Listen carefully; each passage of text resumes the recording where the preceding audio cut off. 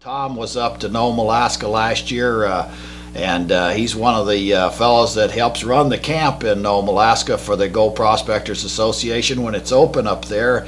And Tom went down with his video camera and took some real interesting footage of one of the greatest prospectors, I guess, that there is around. At least this guy's really got some expertise on gold panning. So we'd like to welcome Tom. Tom, welcome to the show. And we'd like to have you tell us a little something about this old guy that you captured. Blueberry John.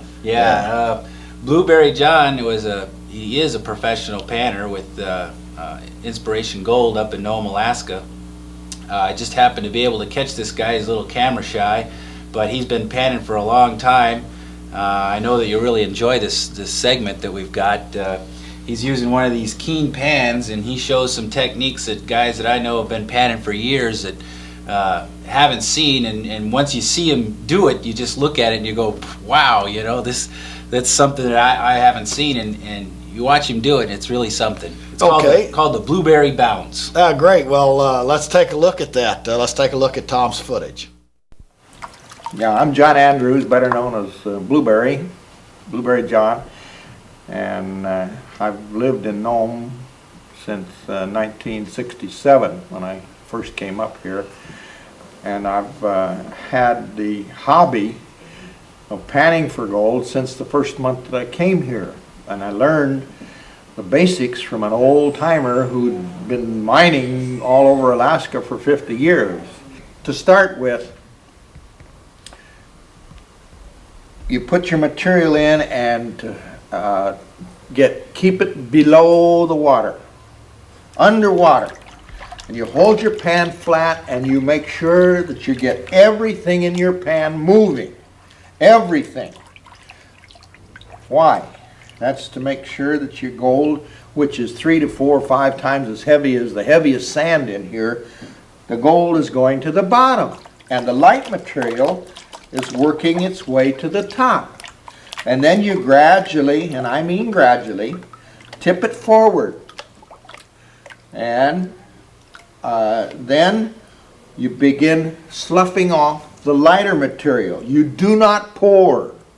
If you pour, the gold is the first thing to go out.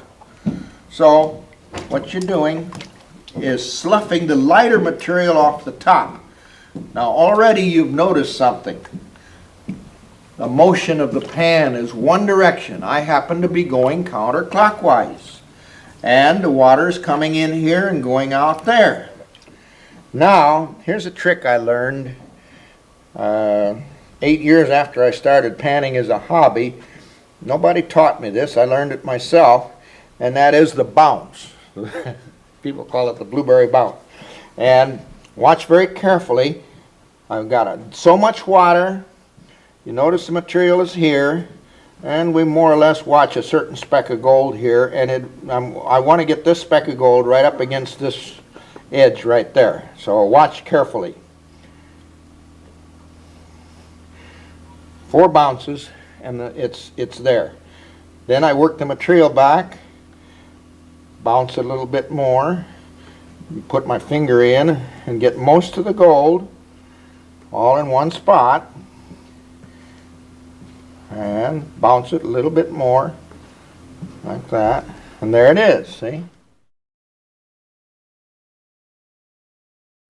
Oh boy, that was really something, Tom. Have you got the blueberry bounce down yourself now? Yeah, I've practiced it. I've learned it right from Blueberry John himself. And is it a difficult thing to learn how to do? No, it's, gold panning itself, it's like riding a bicycle or swimming. Once you get the technique down, you practice a little bit and you get it down, you learn it and you never forget it. You can practice it, and when you see those things like the blueberry bounce, you just try it, and you can see the gold in the pan, and you just work at it, and after a while you just figure it out and you can do it.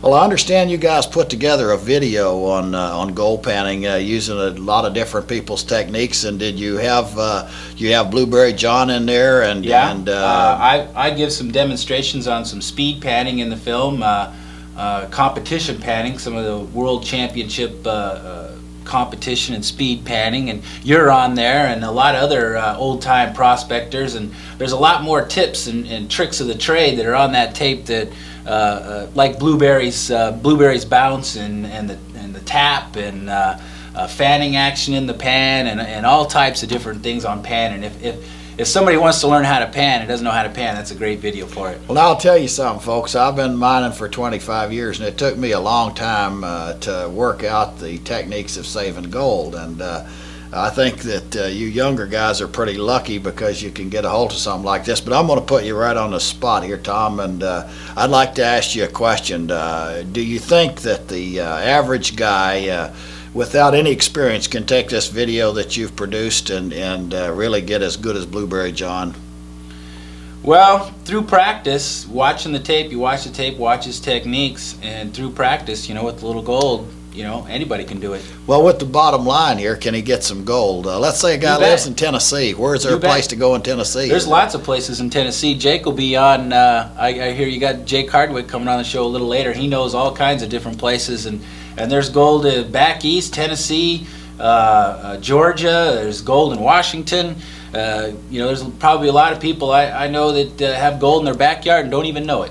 And there's gold right here at the old Lost Dutchman's mine. So stick around, folks. We're going to come back, and I'm going to tell you something about our club. Now, you don't really need those techniques to find this kind of gold. No, that kind of gold you can just pick up with your hands. Just pick up with your hands. It's pretty rare, though. But you can find that fine flour gold every weekend that you go out, because that fine gold is scattered around a lot of places. These nuggets are pretty rare, but we're going to tell you how to get them too. So stick around and we'll be back and we'll talk about the club some, and thanks a lot for being on with us, Tom. Thanks a lot.